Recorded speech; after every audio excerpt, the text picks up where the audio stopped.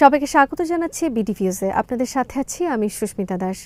ছাত্র জনতার অভ্যুত্থানে শেখ হাসিনার পতন এবং পলায়নের পর বাংলাদেশে এক ধরনের রাজনৈতিক শূন্যতা তৈরি হয়েছে। এই রাজনৈতিক শূন্যতা কিভাবে পূরণ হবে তা নিয়ে চলছে নানা ধরনের আলোচনা। বাংলাদেশের রাজনীতিতে ভারতপন্থী দল হিসাবে পরিচিত ছিল আওয়ামী লীগ। দলটির রাজনৈতিক কার্যক্রম নিষিদ্ধ হওয়ার পর সরাসরি ভারতের মদতপুষ্ট কোনো রাজনৈতিক দলের অস্তিত্ব এখন আর নেই। তবে ভারতের সফট পাওয়ার যেমন সংবাদপত্র, সাংস্কৃতিক সংগঠন ও বুদ্ধিজীবীরা হঠাৎ করে আওয়ামী লীগের প্রধান প্রতিদ্বন্দ্বী বিএনপির দিকে ঝুঁকে পড়েছে। সংবাদ মাধ্যম ও সোশ্যাল মিডিয়ায় বিএনপির মুখপাত্রে পরিণত হয়েছে বামধারার ব্যক্তিরা। ফলে সাধারণ মানুষের মধ্যে এক ধরনের বিভ্রান্তি তৈরি হয়েছে। বিএনপি কি ভারতপন্থী দলে পরিণত হচ্ছে? বিস্তারিত থাকছে রওশন মাহমুদের প্রতিবেদনে।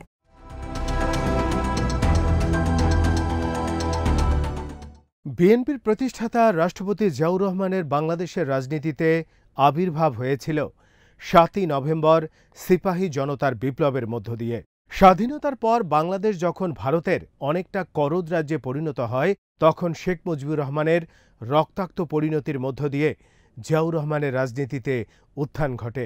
জিয়াউর রহমান বাংলাদেশের মানুষের আকাঙ্ক্ষা ধারণ করে ইসলামী মূল্যবোধের ভিত্তিতে যে জাতীয়তাবাদী রাজনীতির ঘোষণা দেন, তা সাধারণ মানুষ সাদরে গ্রহণ করে। জিয়াউর রহমান হয়ে ওঠেন এদেশের মানুষের আপন মানুষ।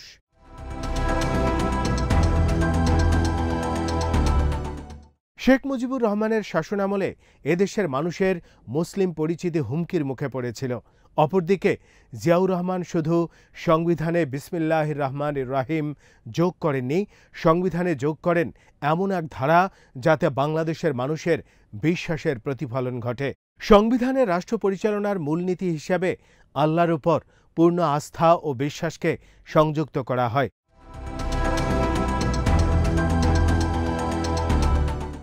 জিয়াউর রহমানের শাহাদাতের পর বেগম খালেদা জিয়া বিএনপির হাল ধরেন।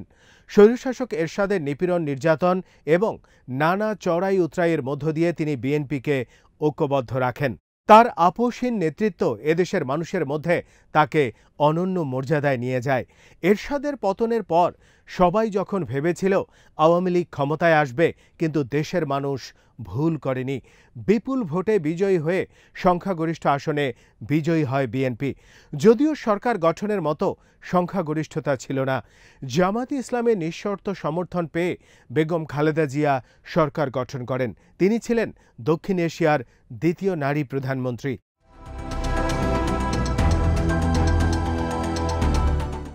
বেগম জিয়া রাষ্ট্র পরিচালনায় স্বামীর নীতি অনুসরণ করেন। স্বাধীনতা ও সার্বভৌমত্বের প্রশ্নে তিনি কখনো আপোষ করেননি।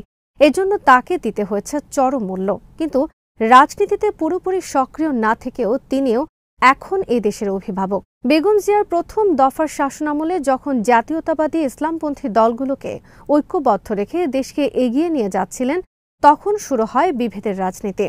১৯৯১ সালে বিএনপি ক্ষমতায় আসার পর বছরের মাথায় ঘাতক দালাল নির্মূল কমিটি গঠনের মাধ্যমে এ দেশে স্বাধীনতার পক্ষ বিপক্ষের নামে বিভেদের রাজনীতি শুরু হয়। এতে ইন্ধন যোগায় বিএনপির ভেতরে থাকা বামপন্থীরা। এরা মূলত বিএনপিতে থেকে ভারতের সমান্তরাল রাজনীতিতে ইন্ধন যোগায়। যারা সে সময় বিভাজনের রাজনীতিতে জড়িত ছিল, তারা পরে বেগম খালেদা জিয়ার সাথে বিশ্বাসঘাতকতা করে। এর মধ্যে দুজন ছিলেন আব্দুল মান্নান ভূঁইয়া ও অধ্যাপক বদরুদ্দোজা চৌধুরী।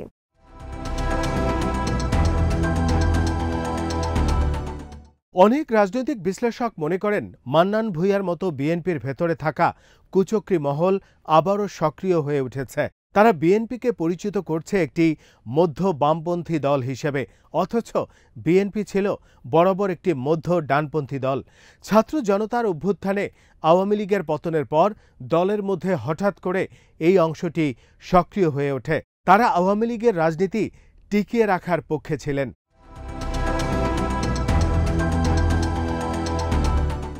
তাদের যুক্তি ছিল, ইসলামপন্থী কোনো দলের বিরোধী দলের আসনে বসার চাইতে বিএনপির জন্য একটি দুর্বল আওয়ামী লীগ অনেক বেশি ভালো। মূলত বামধারা থেকে আসা কিছু নেতা ও সোশ্যাল মিডিয়া ইনফ্লুয়েন্সারদের দিক থেকে এই ধরনের প্রচারণা চলতে থাকে।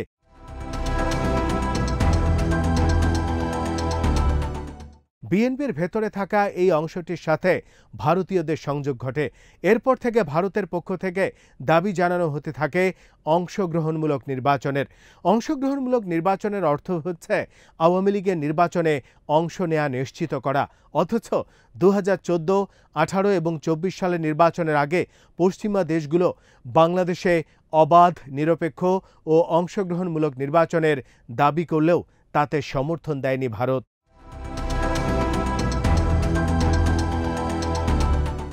ভারতের তখন বক্তব্য ছিল বাংলাদেশের সংবিধান ও স্থিতিশীলতার জন্য নির্ধারিত সময়ে নির্বাচন হওয়া উচিত। কে অংশ নিল না নিল তা বিবেচনার বিষয় নয়।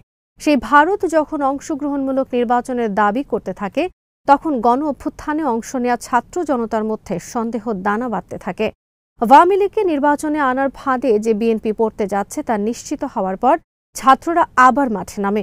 শেষ পর্যন্ত ছাত্রদের দাবির মুখে আওয়ামী লীগের কার্যক্রম নিষিদ্ধ করে অন্তর্বর্তী সরকার।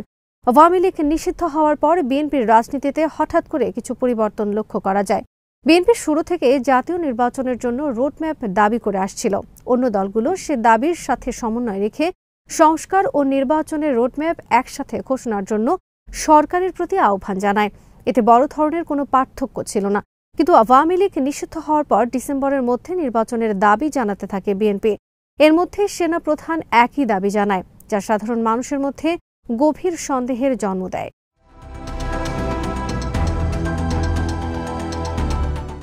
রাজনৈতিক বিশ্লেষকরা মনে করেন দ্রুত নির্বাচনের দাবি জানানো বিএনপির একটি সঠিক রাজনৈতিক কৌশল। কারণ বিএনপির নেতাকর্মীরা জানে আগামী নির্বাচনে তারা ক্ষমতায় আসছেন, ফলে তাদের মধ্যে এক ধরনের বেপরোয়া আচরণ লক্ষ্য করা যাচ্ছে। কিন্তু বিএনপির নেতৃত্ব শক্ত হাতে তাদের দমনের চেষ্টা করেও ব্যর্থ হচ্ছেন। এতে বিএনপির জনপ্রিয়তার উপর প্রভাব ফেলছে। বিএনপির অনেক নেতা মনে করেন বিএনপিকে অজনপ্রিয় ছাত্রদের দলকে সামনে আনার পরিকল্পনা করছে সরকারের একটি অংশ। বিএনপির এই সন্দেহকে আরও পোক্ত করেছে দলের মধ্যে থাকা ভারতপন্থীরা।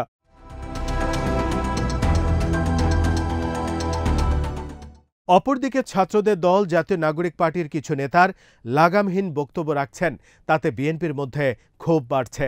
বিশেষ করে নাসিরউদ্দিন পাটোয়ারীর মতো ছাত্রদের দলের বাম ধারার কিছু নেতা বিএনপির বিরুদ্ধে বিষেধগার করছে। অনেক বিশ্লেষক মনে করেন ছাত্রদের এই বাম ধারাকে বিএনপির বিরুদ্ধে পরিকল্পিতভাবে উস্কানি দেওয়া হয়েছে, যাতে বিএনপি আরও বেশি সরকার বিরোধী অবস্থান গ্রহণ করে। কারণ সরকারের সাথে দলটির সম্পর্ক অস্বীকার করার উপায় নেই।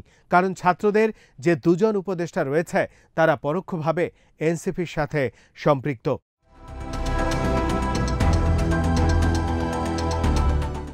এনসিপির উচিত ছিল সব রাজনৈতিক দলের আস্থা অর্জন করা, কিন্তু তাতে প্রকাশ্য বিভেদ তৈরি করেন উপদেষ্টা মাহফুজ আলম।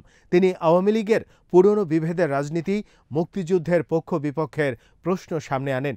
এতে ছাত্রদের প্রতি সহানুভূতিশীল অন্য রাজনৈতিক দলগুলো মুখ ফিরিয়ে নেয়। এমন পরিস্থিতিতে বিএনপির ভারতপন্থীরা আরও বেশি সক্রিয় হয়ে ওঠে।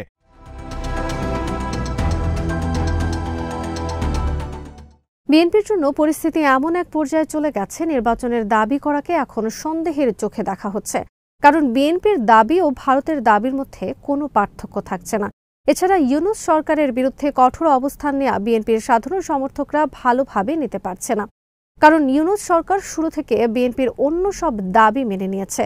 প্রথম দিনে বেগম খালেদা জিয়াকে মুক্ত করা হয়েছে। তারেক রহমানের বিরুদ্ধে 21 আগস্ট ও 10 ট্রাক মামলার নিষ্পত্তি হয়েছে। বিএনপির নেতাকর্মীরা সবাই মুক্তি পেয়েছে।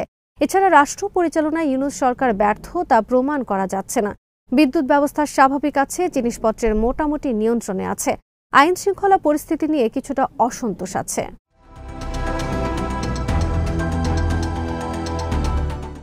আগামী ডিসেম্বরের মধ্যে নির্বাচনের ব্যাপারে বিএনপির কঠোর অবস্থানের ব্যাপারে সব রাজনৈতিক দল একমত নন। সর্বশেষ প্রধান উপদেষ্টা রাজনৈতিক দলগুলোর সাথে বৈঠক করেছেন। সেখানে ডান, বাম ও ইসলামপন্থী দলের নেতারা অংশ নিয়েছেন। তারা প্রয়োজনীয় সংস্কারের পর নির্বাচনের কথা বলছেন। ডক্টর ইউনূসের জুনের মধ্যে নির্বাচন দেওয়ার প্রতিশ্রুতির সাথে একমত হয়েছেন। এতে করে রাজনীতির মাঠে বিএনপি অনেকটা একা হয়ে পড়েছে।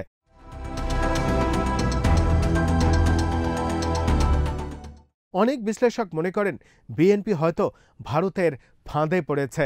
বিএনপি কখনো আওয়ামী লীগের মতো ভারতপন্থী দল হতে পারবে না, কারণ বিএনপি একটি সমর্থক নির্ভর দল। এই সমর্থকরা প্রবলভাবে ভারত বিরোধী ও ইসলামী মূল্যবোধে বিশ্বাসী।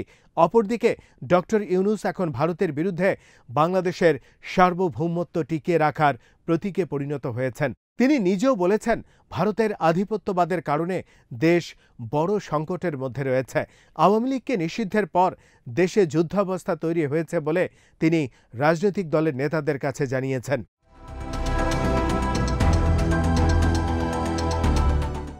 এমন পরিস্থিতিতে বিএনপি যদি সরকারকে নানাভাবে চাপ প্রয়োগ করে বা বিশৃঙ্খলভাবে আন্দোলন করে, তাহলে তাতে সাধারণ মানুষের সমর্থন পাওয়ার সম্ভাবনা কম।